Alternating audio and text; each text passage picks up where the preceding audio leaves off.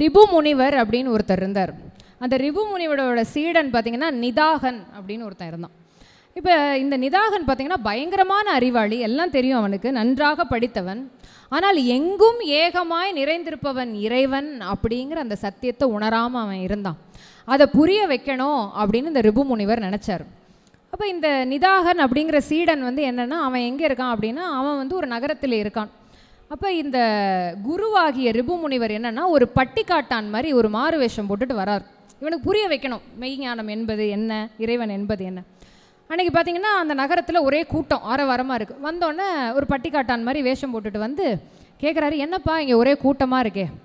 அப்போ நிதாகன் சொல்கிறான், உனக்கு தெரியாதா ராஜா வர்றாரு அப்படின்னா. ராஜா வர்றாரா? ராஜா எங்கே வர்றாரு அப்படின்னு இவன் பட்டிக்காட்டான் கேட்குறான். அங்கே பாரு, யானை மேலே வர்றாரே அவர் தான் ராஜா அப்படிங்கிறான்.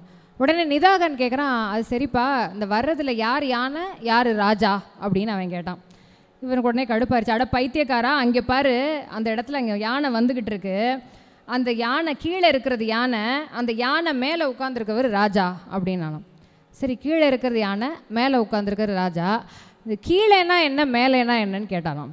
அடுத்து ரிபு முனிவர், அதாவது பட்டிக்காட்டானா வந்திருக்கு, கீழேனா என்ன மேலேனா என்ன, அடிமுட்டாளாக இருக்கியே, இது கூட உனக்கு தெரியாதா, குனி, நான் உன் மேலே உட்காடுறேன் அப்படின்னு சொல்லிட்டு இவன் மேலே உட்காந்துட்டு, நான் உன் மேலே இருக்கேன், நான் தான் ராஜா, நீ கீழே குனிஞ்சிருக்க, நீ தான் யானை அப்படின்னாலும்.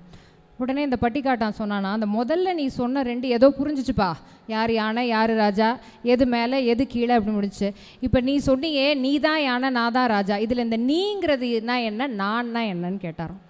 அப்போ தான் அந்த நிதாகனுக்கு அந்த உண்மை, அந்த ஞானம் அப்படிங்கிறது விளங்குதான். அப்போ அந்த மெய்ஞானம் என்பதை சொல்வதற்காக அறிவால் அறிந்துன் இருதாள் இறைஞ்சும், அந்த அறிவால் அவரை நாம் அறிய வேண்டும்.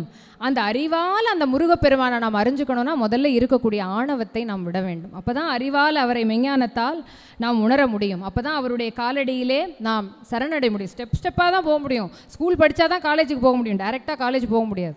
முதல்ல ஆணவத்தை விடணும், அப்புறம்தான் அந்த மெய்ஞானத்தை நோக்கி நாம் செல்ல முடியும்